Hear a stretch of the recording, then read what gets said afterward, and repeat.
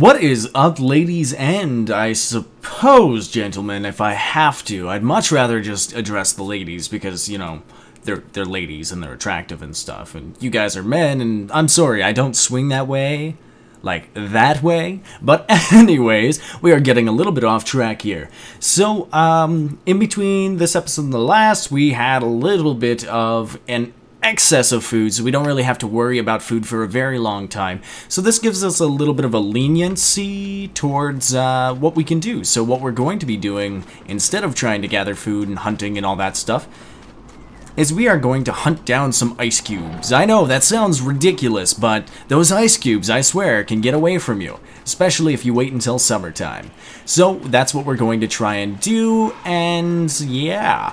A couple of things that I wanted to talk to you guys about while I'm in this here video thingy, while I'm breaking down some ice cubes, because they're nice and cold, is, yeah, I'm trying out some new video settings, so if anything gets glitchy or messed up, or if it comes out perfectly, let me know, because I'm going to be relying on you guys for your keen eyes and all that stuff, because sometimes I get a little bit lax because I've already seen the video like a million different times. Not to mention, I know what's coming up, so I normally do like a once passover.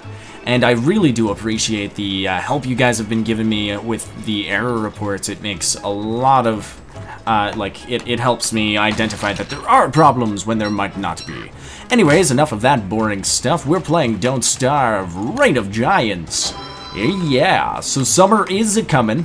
It's gonna be here in about, I'd say about like, maybe 6 or 7 days, and then we're gonna start seeing the signs of summer, the telltale signs of us burning our face off. We are a ginger. We are playing a ginger, so yeah, I mean, like, everything about this character is hilarious because she's a ginger, which means that steals souls from her enemies that she defeats. So, you know, further telling you that gingers have no souls, saying the guy with the red beard. Yeah, that's right. When I grow facial hair, it's like brown, and then all of a sudden it's just like I murdered someone and then like rubbed my face all over their blood. It's weird because it like starts out brown. It's like, yeah, normal facial hair, and then all of a sudden it's just all of a sudden just red. I don't know. Genetics are fun.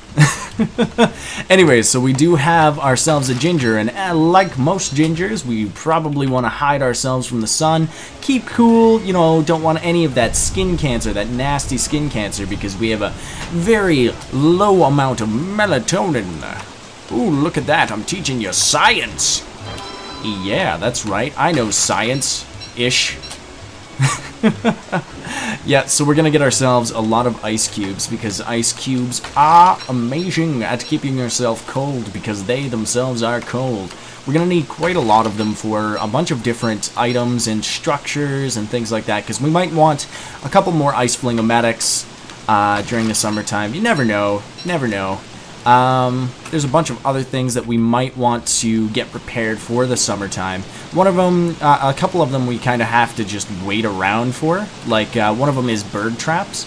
We kind of need a lot of red crimson feathers for some gear that we're going to be wearing during the summertime. Let's throw on our umbrella so we don't have to have the rain on our parade.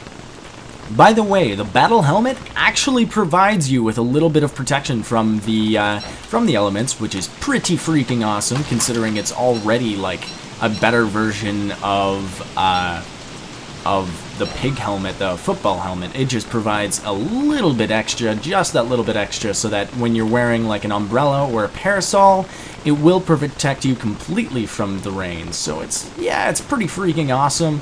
Wigfrid is freaking amazing, so is Weber. The two Reign of Giants DLC added characters are freaking awesome. The Giants are so well integrated into the game. I must say, I really enjoy doing this series, and hopefully we can make it through summer this time without derping really hard. Last time, if you guys don't remember, we kind of died, but not because of the summer heat. It was more so just due to lack of preparation. We didn't have any grass in our inventory, so we weren't able to create a torch when we needed one. And I've been kicking myself in the foot ever since, kicking myself in the other foot. Yeah, they take turns. I like swap my feet. Yeah, so we have a lot of freaking meat that I just need to get rid of because it's gonna go bad pretty freaking quick. So we're just gonna cook ourselves up some stuff here. I've seen that you guys have been posting a lot of different like recipes and stuff to preserve the meat and things like that, but like we have so much meat, I'm not going to be able to preserve it all. I'm trying my best here. I could make a couple more crock pots, but the thing is, it'll start going bad regardless of what I do. So, yeah, that's going to be a bit of a problem there. We got some bad meat on the go.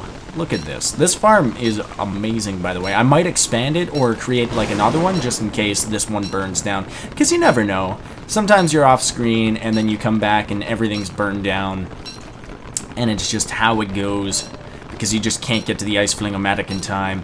I have considered actually just leaving this on, because it does accept fuel sources that we can get in quite a large abundance, but yeah. So we've got ourselves lots of ice here. I should probably throw it into the ice box here, because ice box makes sense, doesn't it? I think so. So we're gonna do this. And then we're gonna take this one, put it here, this one over here. And the reason for that, I'm gonna cook some more as well. Come on, get in there. There we go. And the reason why I did that is because I want to preserve as much of the durability as I can. Let's also bait some of our traps, and then I'm gonna see you guys in the morning. Hey guys, welcome back. It's morning time. I learned a little bit of a trick. If you cook the meat before you put it into the crock pot, it'll actually give it more, what is it called? More of the thingy, the green bar thingy. Yeah, so if you cook the meat before it goes through, I wanted to test it before I showed you guys, so that's what I did at night, and this one was made from just the frog legs, and this one was made from cooked frog legs and then put into the wet crock pot. And as you can see, this one's got almost full durability on it, while this one does not. So, that could be a really nice way of saving ourselves some meat.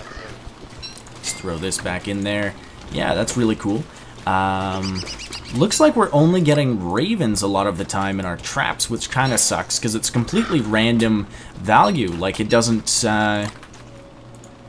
really change all that much. Like, there's no way of specifically targeting the other guys, so it's all random. Look at that, another freaking raven. Oh my gosh. Okay, so we're just gonna dry some food, and then I think what we're gonna do today, instead of making a bunch of summertime stuff, because, you know, we can do that in the summertime, instead, I think what we're going to do, I wonder if you can put the jerky in here. Dare I? I mean, I have enough meat. Might as well try. If it comes out as wet goop, whatever, we'll just try and use it as fertilizer. There we go. So yeah, oh, there we go. We got a raven feather. So I think what we're going to do today, right now, right at this very freaking instant, one moment. Oh, look at that. Oh, and look, it's completely full.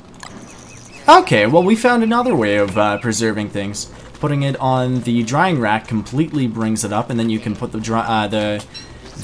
jerky into the crock pot there. So that's another way of preserving a large amount of meat. Yes, we got a raven. I mean, not a raven. We got a crimson feather. Come on, crimson feather. Oh, no. Darn it. Yeah.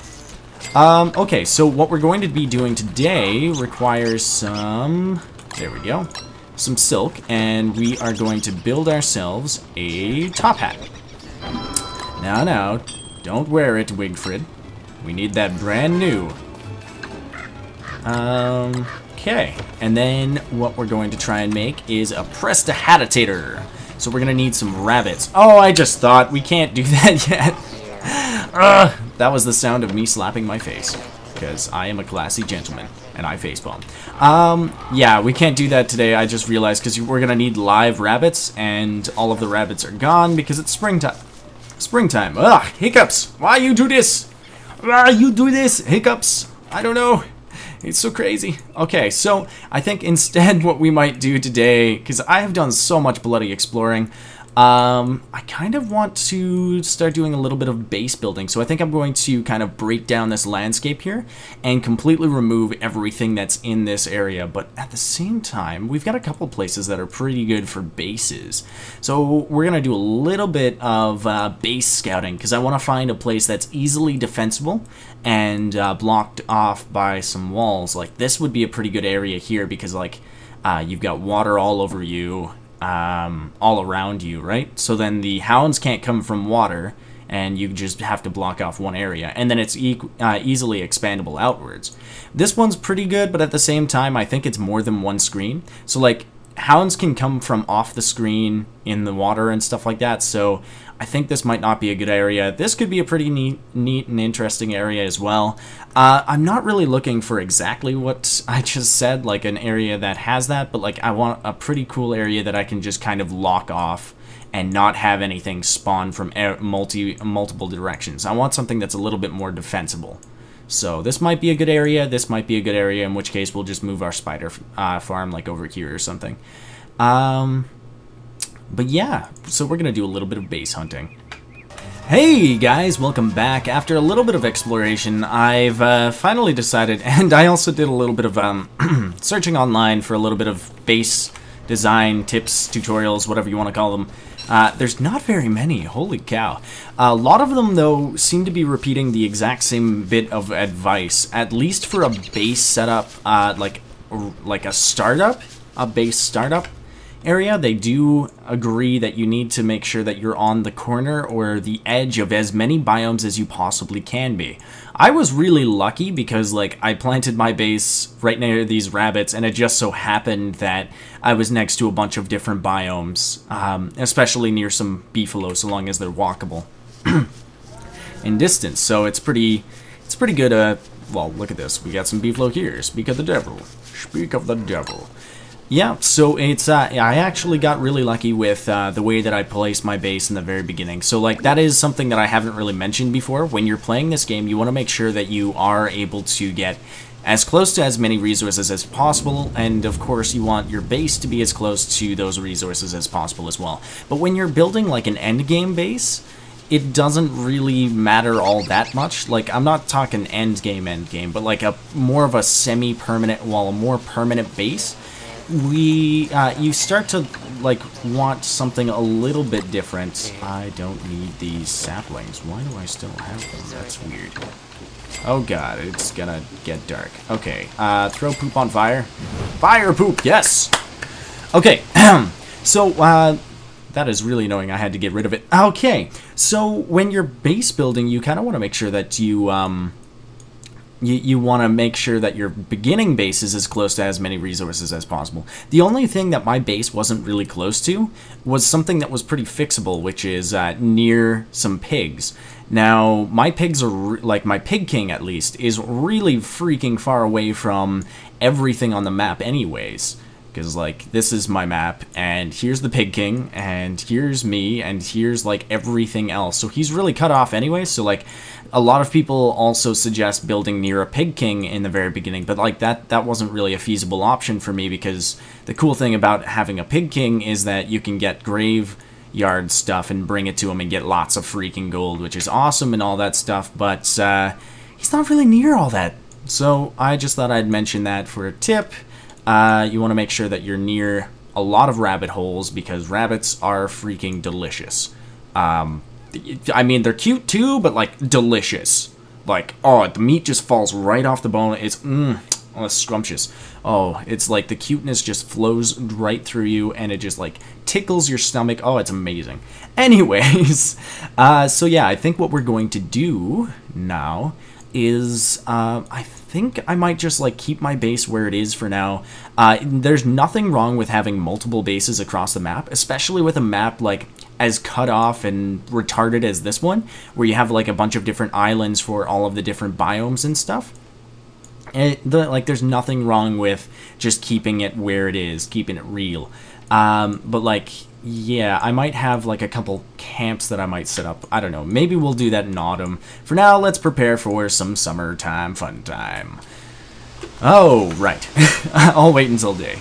Now, our umbrella's about to break, so I'm just gonna show you guys that I am making a new one here. Let's see, how do I make it? I forget. Okay, umbrella requires this, there we go. And then we're gonna make a new one. And... come on, break already. Oh well. It'll break eventually. But, yeah, so I was taking a look at a bunch of different recipes for the summertime fun time. And a couple of them, like, the cool thing about Don't Starve is they do have, like, a neat way of telling you... sorry, that's me playing with the coin. They do have, like, a pretty neat way of telling you what stuff does what kind of thing. So, like, this Summer Fest will keep you cool. Floral skirt, fun in the sun, or on casual Fridays, you can take a hint that this is probably going to give you some protection during the sun, during the summertime, but it requires cactus flowers, and cactus flowers only drop from cactuses during summertime, so we're going to have to worry about that later. I've already talked about the Summer Fest. A couple other things that will protect you from the sunlight are things like the parasol and the umbrella. They act as a form of shade, so like trees can also shade you from the summertime, so if you're in a bit of a pickle, you can probably hide under a tree, but at the same time, it probably wouldn't cover you all that much. A couple other things that you might know about already is the fashion melon, which requires a watermelon, but we aren't growing any crops, so that's not going to help us. Not to mention, it also makes you wet, which is a little annoying during the summertime, because a lot of the things that cool you down also make you wet, which, by the way, if it's a wet thing, it'll decrease your sanity for using it. One of the things that I was looking toward using here, oh, that's a sewing kit, is something called, where the heck is it? There we go. The ice cube, which is a giant cube of ice that you wear on your head. I don't want to craft it just yet, because it does have like a durability that constantly goes down, quite like the pretty parasol or the garland.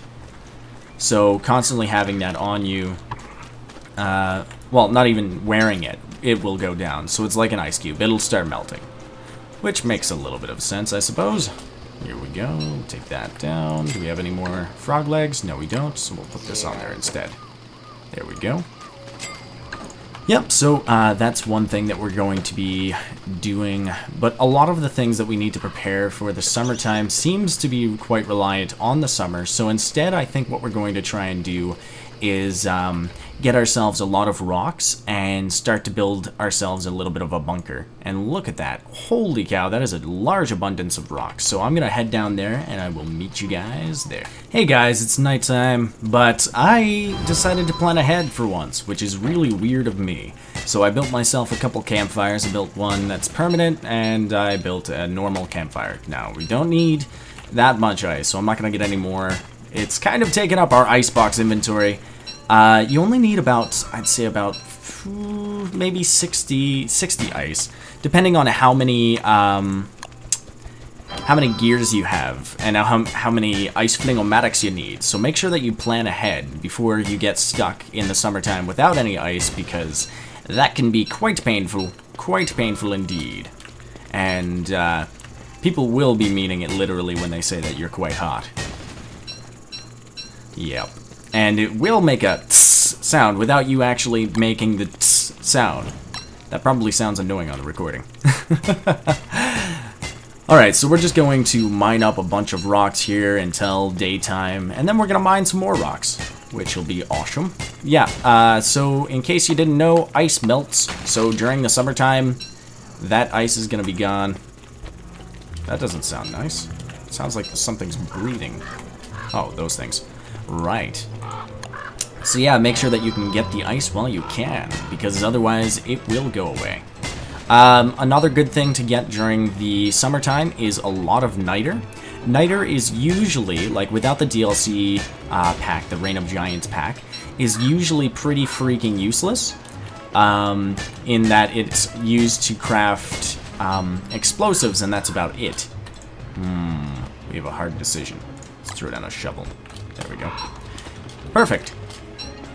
Yes, rock, beat, shovel. Okay, so yeah, I'm just gonna mine up a bunch of these things. I've got a lot more to go, and I will be right back. What is up, guys? Welcome back. I'm just hanging here with Charles and Melvin. That's Charles, that's Melvin. You can't tell the difference? Seriously? They're twins, come on. This one's got a mole on his side. Alright, so, one of the things that we did all of that rock gathering for, well, one reason is because I was completely out of rocks, and that's unlike me. I like to hoard everything. Speaking of hoarding, let's throw away our niter. There we go. Oh, and our gold. Boom. Okay, so the reason why we did that is because we wanted lots and lots of cut stone. Cut stone can be turned rather quickly into stone walls, and stone walls can be used to kind of control the direction in which monsters, particularly hounds, will attack you. So you can use them to kind of direct them into like a death trap, because they'll try and go the easiest way most of the time. Sometimes it doesn't work that way. Okay, we do need this. There we go. Once we have it crafted, there we go. Alright, Mr. Glummer has finally done his job over there. He's done his business. That is his. We're going to need a lot of these walls, so I'm just going to keep on crafting until morning. Alright, welcome back. It is raining like crazy. What is this, Newfoundland? I doubt it. Anyways, we want to make ourselves a defensive bunker. You guys, if you have been following the series, watching me play Wilson, should have seen me build one of these before. I'm just trying to figure out where the heck I want to put it this time, because last time kind of screwed me right over. I'm thinking we'll put it like right at the end of this road here, because I don't want it too close to my base, but at the same time I do want it like easily accessible, and having it at the end of the road would be kind of nice. This is basically just supposed to be a defensive bunker that will protect me from the hounds. Mr. Hound! Alright, so I'll be right back. Sorry about that, I just had to make sure that something didn't go awry. Let's just put it that way. Okay, so we're gonna need... Okay, let's build it here. Why the heck not?